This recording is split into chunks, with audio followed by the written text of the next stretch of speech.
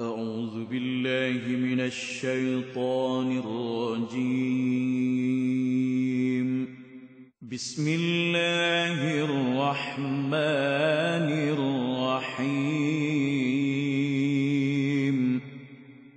يا أيها الناس كلوا مما في الأرض حلالا طيبا ولا تتبعوا خطوات الشيطان إنه لكم عدو مبين. إنما يأمركم بالسوء والفحشاء. صدق الله العظيم. Ya ayyuhan nas kulu mimma fil ardi halalan tayyiba. Wahai sekalian manusia, makanlah daripada apa yang ada di bumi yang halal lagi baik. Wala tattabi'u khutuwatis syaitan, jangan pula kamu ikut jejak langkah syaitan. Innahu lakum aduwwum mubin, kerana sesungguhnya syaitan itu ialah musuh yang terang nyata bagi kamu. Ini pula ayat mengenai makanan, makan minum. Ayat terdahulu menyatakan buruknya syirik. Allah Subhanahu wa taala melarang keras manusia melakukan amalan syirik, sama ada syirik itu syirik yang nyata jelas, menyembah patung, semua berhala, beribadat kepada selain daripada Allah, namanya syirik jali. Ada satu laginya syirik khafi. Syirik khafi, syirik yang tidak jelas, yang tidak nampak, tersembunyi. Dua-duanya sangat besar di sisi Allah Subhanahu wa taala. Inna syirka la zulmun azim, syirik satu dosa yang sangat besar. Daripada larangan syirik terus kepada bicara pasal soal makan minum. Soal makan minum, seolah-olahnya menggandingkan dua perkara. Makan minum ni perkara syariat, bukan perkara akidah. Daripada perkara akidah pergi kepada perkara yang berkaitan dengan syariat. Syariatnya soal makan minum.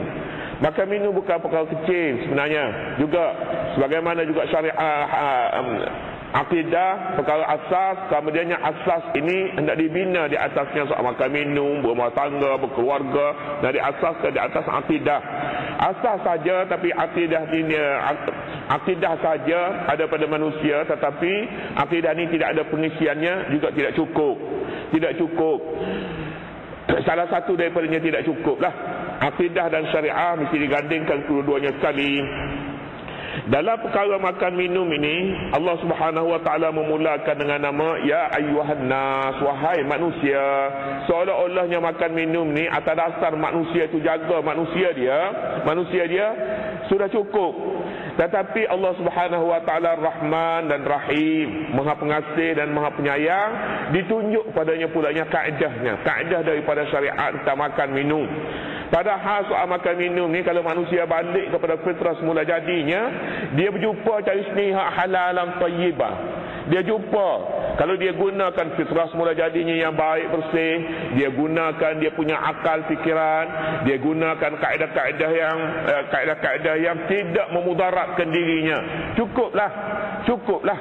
Tetapi kalau disuruh begitu, manusia susah sikit jumpa, tapi terpaksa kena berkorban.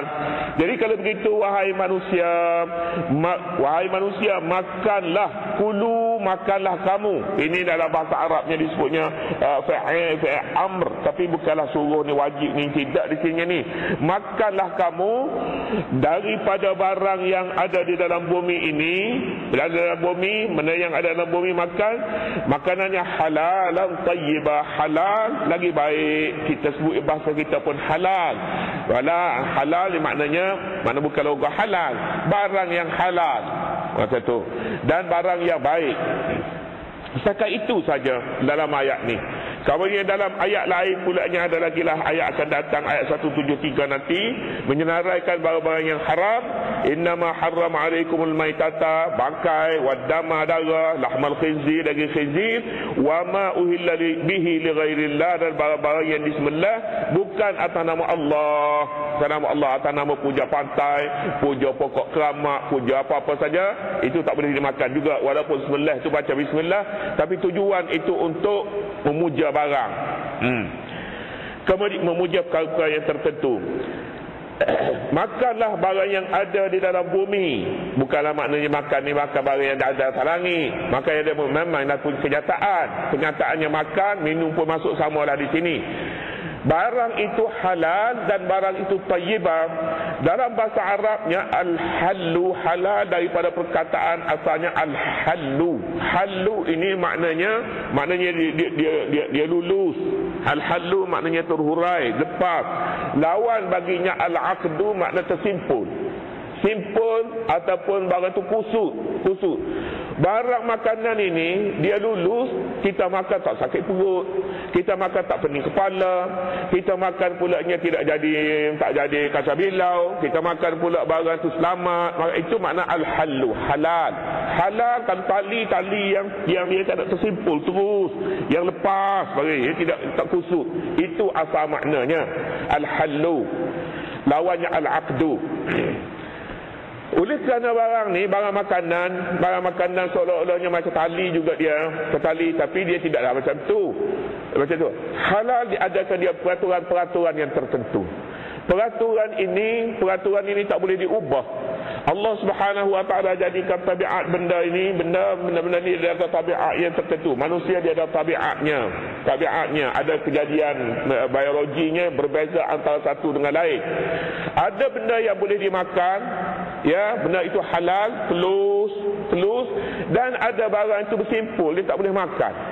Tak makan al-aqdu. Dia bersimpul ni haram lah kita kata. Kalau tali kita katanya tali bersimpul, tak boleh makan perkara itu. Allah Subhanahu wa taala jua yang berhak menentukannya. Manusia kadang-kadang dia tahu perkara itu. Akal dia cari jumpa di mana kusuknya. Kadang-kadang dia tak berjumpa cari kusuk tu di mana, tak berjumpa cari. Tak berjumpa. Haramnya daging babi. Manusia cari tak berjumpa. Manusia kata protein banyak, Tuhan kata haram. Manusia kata haram tu hak kotor dulu, sekarang kandangnya bersih. Sekali pun bersih, tak boleh makan juga. Tak boleh makan. Cari punya carinya ada kuman dalam tu. Dan kuman dah mati dan dengan kuasa hawa, kuasa wakar yang tinggi, dia boleh mati juga. Tak boleh makan juga. Tak boleh. Jadi ada sesuatu yang manusia tak tahu. Baik.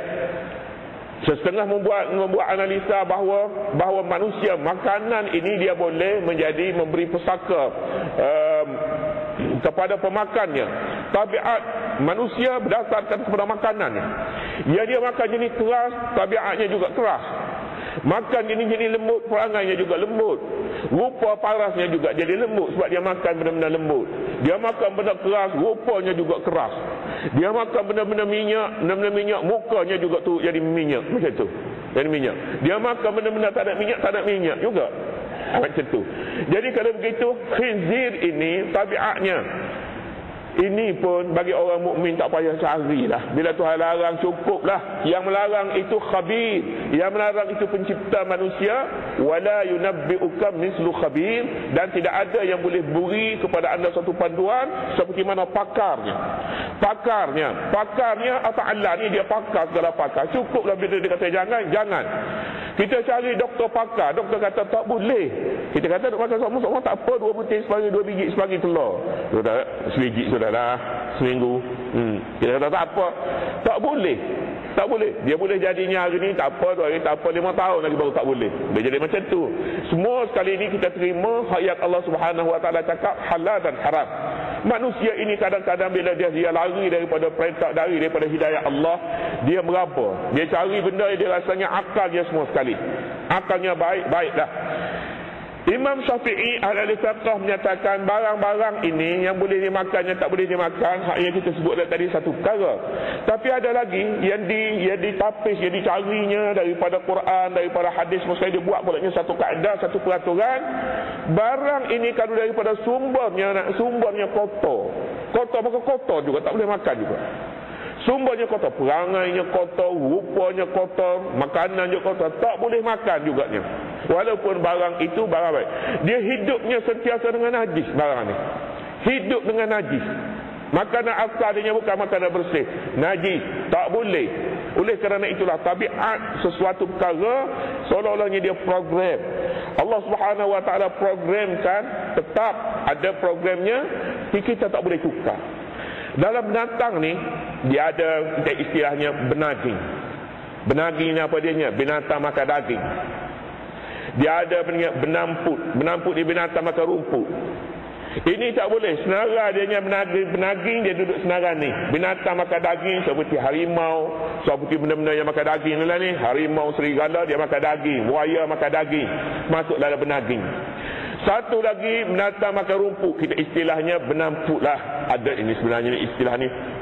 Saya kecil dulu dia ada majalah dia buat istilah, tapi istilah dia orang tak pakai. Tapi istilah tak pakai pun sengaja orang tak pakai je, tapi saya rasanya baik. Binatang makan rumput. Orang putih baru-baru ni dia sebut orang putih lah. Orang putih dia tukar program ni daripada binatang makan daging, binatang makan rumput, dia tukar binatang jadi makan daging. Bangkai dia mesin buat makanan untuk lembu dia. Benar bangkai. Menjadikan macam mana dia tukar. Bila tukar ni, bila binatang makan rumput seperti lembu, dia tukar jadi program jadi binatang makan daging. Jadi macam gila binatang ni. Gila binatang ni. Makan gemuk molek tapi gila. Nak tukar program yang Allah Subhanahu Wa Taala jadi. Tak boleh. Makanan daging bukan makanan dia. Makanan rumput, berilah rumput. Manusia selamat makan binatang yang makan rumput. Sebabnya rumput ni manusia tak boleh makan.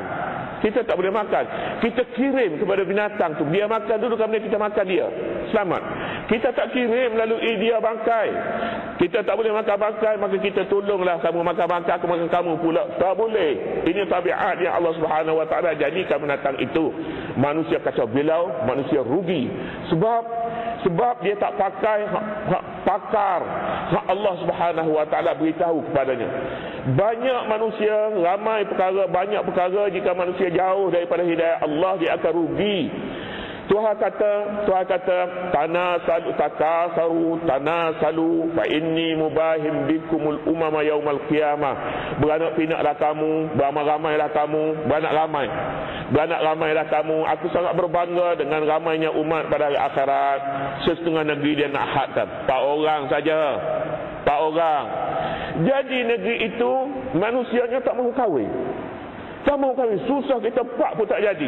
Agaknya nak 4 je lebih daripada itu. Susah. Tak ada makanan. Negeri kita kecil. Macam-macam lagi. 4 orang cukup lah. Kalau boleh atur 2 laki-laki, 2 perempuan.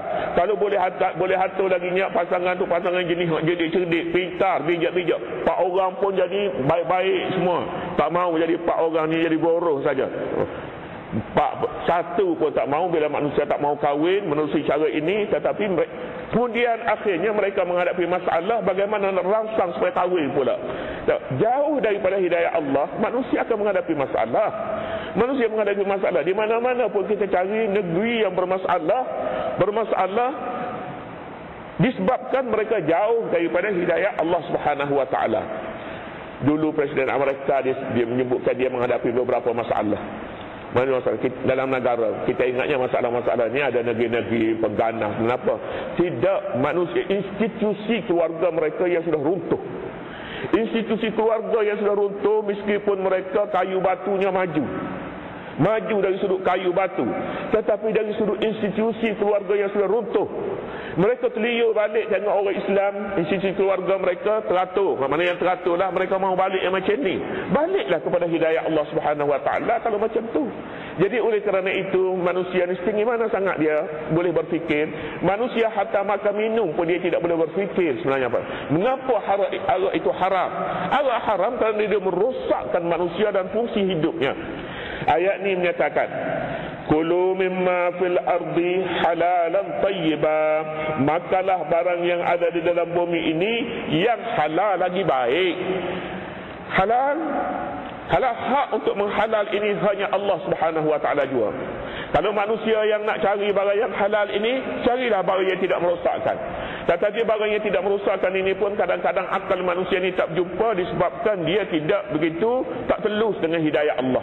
Maka dia tidak berjumpa. Tayyibah lagi pulanya baik. 2 perkara sifatnya. Halal satu, tayyibah pulanya satu lagi.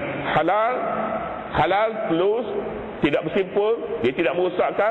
Kadang-kadang barang itu dalam caranya halal. Kita makan sakit perut, kita makan sakit kepala, pening kepala, jangan makan. Itu halal bagi orang lain, bagi kita tak boleh makan. Mengapa dah kita kata oleh kerana halal ni makan jugalah. 5 kali sehari kita berulang, 5 kali sejam berulang ke bilik air. Sebab makan barang halal. Halal untuk orang lain, untuk anda tidak. Anda tidak. Barang itu boleh merosakkan. Yang kedua, tayyibah, baik. Pak Syekh Hamka dalam buku dia Tafsir Al-Azhar, dia katanya yang baik ni barang ni kalau daging kena masak dulu. Dia kata kita makan ni, kita makan biasa orang makan. Jangan kita makan ni barang yang tak biasa makan, kita makan juga, itu tidak tayyibah. Jiwa kita, tabiat kita pun tak boleh terima makan barang yang dimasak. Daging jangan makan barang daging mentah. Nasi jangan makan nasi mentah. Itu tidak tayyibah. Betul juga ke dia. Tapi saya rasa masuk dalam halal dah tu. Masuk dalam halal dah tu. Daging mentah dia membawa kuman, kotor, barang ini boleh membawa penyakit jangkitan. Jangan makan. Tapi mahulah tayyibah ni disenaraikan di sini. Tayyibah ini barang yang halal, kadang-kadangnya ada lagi kita rasanya halal, hakikatnya tidak halal. Kita beli dengan orang, kita tawar dengan harga yang murah, dia malu kepada kita, dia berilah juga. Barang RM20 kita RM10 sudahlah. Allah dia malu kat kita. Malu. Dia berilah juga RM10, murahnya barang itu. Halal ke haram? Halal tapi tidak tayyibah. Barang dia beri dengan penuh paksaan pada hatinya. Tidak tayyibah. Jadi oleh kerana itu barang-barang ni kita kena lihat jauh.